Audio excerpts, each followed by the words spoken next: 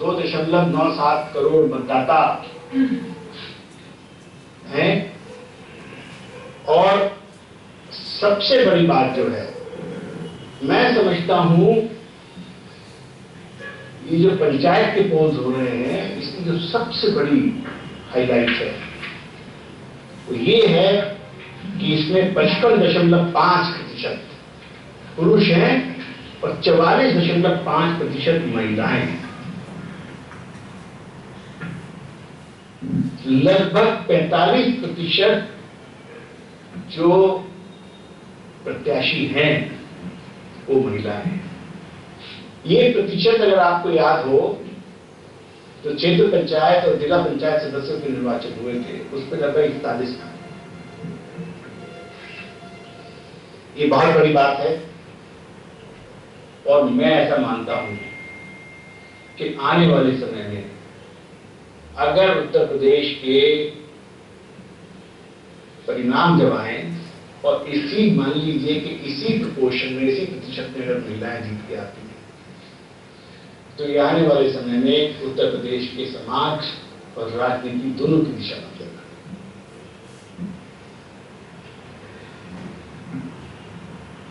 जितने प्रत्याशी हैं इसमें 90% प्रत्याशी या तो प्राइमरी स्कूल तक की क्वालिफिकेशन है उनकी, या फिर इंटर, ग्रेजुएट, पोस्ट ग्रेजुएट और पीएचडी भी है इसमें। इसका ब्रेकअप आपको जो नोट हमने दिया है उस पे है। मतदान का प्रतिशत 73 से 74% के बीच में है।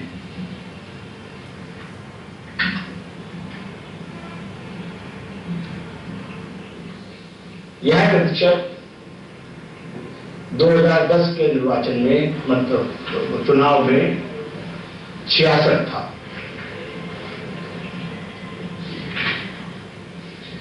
इसलिए आप समझिए कि ये 73, 74, 75 इसी में कहीं हमारे पास जो डेटा अब तक आया है वो लगभग 30-35% ब्लॉक्स का है।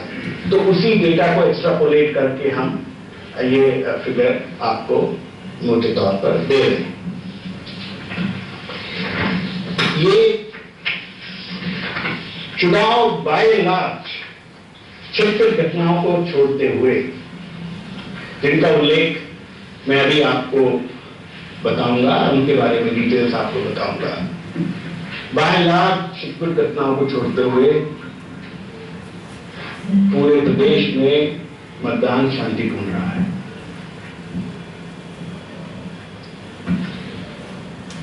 मैनपुरी में विकासखंड सुल्तानगंज और मतदान केंद्र का नाम भी सुल्तानगंज है। इसमें दो प्रधान के जो प्रत्याशी हैं, देवू और पप्पू, इन दोनों के बीच में झगड़ा हुआ और इस झगड़े में देवू को गोली लगी। देवू को जब उपचार के लिए सैफई अस्पताल ले जाया जा रहा था तो वो जो फॉर्च्यूनर थी जिसमें उसको वो ट्रांसपोर्ट कर रहे थे वो पलट गई और उसका ड्राइवर और उसमें एक व्यक्ति और जो रिंकू, जयवीर और एक अजीत, दो लोग वो गाड़ी पलटने से उनकी एक की ऑन द स्पॉट डेथ हुई और दूसरे को अस्पताल ले जाते हुए डेथ हुई। देवू जिसको गोली लगी है उसका उपचार हो रहा है सैफई अस्पताल में, जिंदा है। इसमें एफआईआर लिखाई गई है 147, 148, 149, 307 आईपीसी के अंतर्गत मुकदमा पंजीकृत किया गया है और पप्पू और 9 अन्य लोगों के खिलाफ ये एफआईआर लिखाई गई है। उनको अरेस्ट करने की कार्रवाई की जा रही है। इसी प्रकार एटा में विकासखंड अलीगंज और पंचायत पहरा, यहां पर बूथ संख्या 53 और 55 पर कुछ असामाजिक तत्वों ने कुछ मतपत्र फाड़ दिए, लेकिन वो मतपत्र एडमिनिस्ट्रेशन का कहना यह है कि हमने रिकवर कर लिए और उनको कैंसिल करके हमने मतदान बराबर जारी रखा और मतदान ठीक हुआ है और 5 लोगों को हिरासत में लिया गया है। लेकिन क्योंकि ये इस तरीके की घटना हुई है तो ये आयोग का ये मत है कि इसमें रिपोर्ट होना चाहिए, प्रशासन का जो भी व्यू है, लेकिन क्योंकि ये हादसा हुआ है इसलिए इसमें आयोग ने यह निर्णय लिया है कि इसमें रिपोर्ट कराया जाएगा। मिर्जापुर में विकासखंड सदर और पंचायत अधौली, इसमें लगभग 2:30 बजे के करीब कुछ 100-125 लोग इकट्ठे हो गए और एक प्रत्याशी दीपक यादव उनकी अगुवाई में इन लोगों ने पुलिस और प्रशासन पर हमला किया। सिटी मजिस्ट्रेट को थोड़ी चोट आई सर में। सिटी मजिस्ट्रेट को फर्स्ट एड देके वहीं वो ड्यूटी पर ही रहे, उनको फर्स्ट एड से उपचार किया गया, लेकिन वो ड्यूटी पर ही तैनात रहे। और इसमें दोषी व्यक्तियों को जो है वो चिन्हित करके FIR दर्ज करने और उनको अरेस्ट करने की कार्रवाई की जा रही है, क्योंकि ये 2:30-3 बजे की घटना है और एडमिनिस्ट्रेशन बिजी, बट कार्रवाई सख्त होगी और तत्काल होगी। इसी तरीके से सहारनपुर में विकासखंड सधौली कदीम ग्राम पंचायत अलीपुर मतदान केंद्र में 2 पक्षों में आपस में विवाद हुआ और 5-6 लोगों को हल्की चोट भी आई।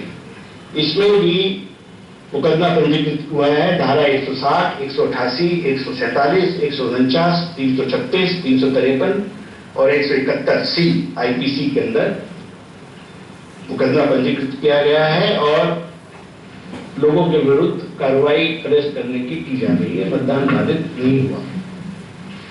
मथुरा में विकासखंड चौमुआ में भी ग्राम पंचायत सैनवा में 2 प्रत्याशी, एक राजेश पहलवान और एक साधना शर्मा। तो पहले चरण के मतदान को लेकर राज्य निर्वाचन और सख्ती की गई, क्योंकि ये घटनाएं आपने देखा होगा पहले बहुत ज्यादा थी। आपने ये नोट किया होगा कि जब सदस्य ग्राम पंचायत और सदस्य जिला पंचायत के चुनाव हुए तो इस तरीके की घटनाएं, जैसे रीपोल बहुत सारी जगह टेक्निकल ग्राउंड पर हुआ। आज एक भी ऐसा इंस्टेंस नहीं है। बहुत सारी जगह पानी डालने की घटनाएं हुई, आज ये सिर्फ 2 ही घटनाएं। समझता हूं आगे जाके शायद एक ही रह जाए और हो सकता है आगे एक भी ना हो। तो बाराबंकी में फतेहपुर संख्या 157 में जो है आज मतलब चुनाव से जुड़े 7 चुनाव से मिले, ये मैंने भी देखा और शायद उसमें शिकायत ये है कि जो आवंटित उनको जो चुनाव चिन्ह आवंटित हुआ है प्रत्याशी को, वो शायद बैलेट पेपर में प्रिंट नहीं हुआ। यही बात है ना। तो इसमें हमने रिपोर्ट मांगी है और अगर ऐसा है तो हाँ दोबारा पोल कराया जाएगा।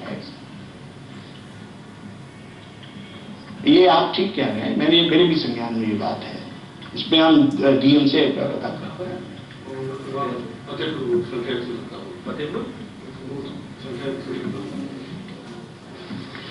बाराबंकी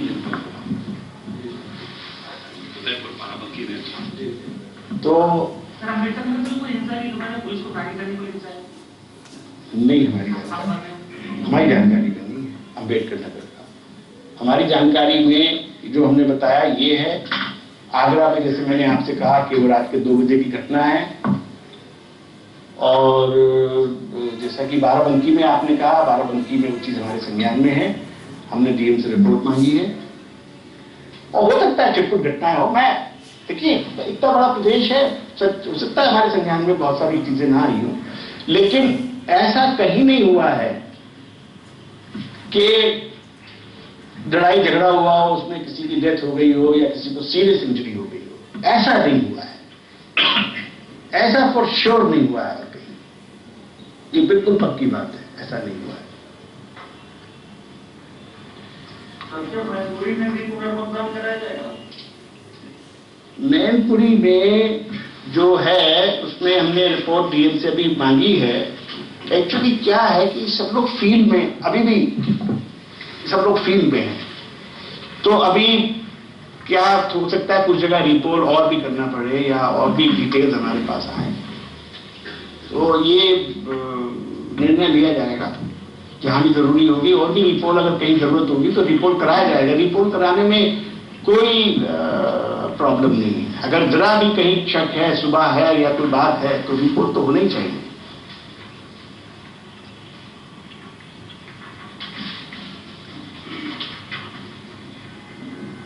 एक बात आपने नहीं पूछी, मैं सोचता था आप पूछेंगे, संतोष जी, तो मैं सोचता जरूर पूछेंगे। ये भी आयोग के संज्ञान में आया है कि कन्नौज में जहरीली शराब पीने से कुछ लोगों के वो जो है उनकी मृत्यु हुई है। और मैंने आबकारी आयुक्त से बात भी की अभी। उनसे बात करने के बाद आयोग ने यह निर्णय लिया है कि वहां के जो जिला आबकारी अधिकारी हैं उनको निलंबित, तत्काल प्रभाव से निलंबित किया जाए, क्योंकि ये शराब का चलन जो है चुनाव में, इसको बड़ी सख्ती से रोकने की जरूरत है।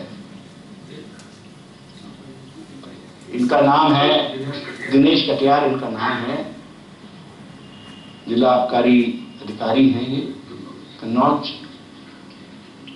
तो ये आपके माध्यम से ये मैं फिर इंस्ट्रक्शंस आबकारी विभाग और पुलिस प्रशासन को आज दूंगा, बात भी करूंगा। रुकेंगे छोटे से ब्रेक के लिए।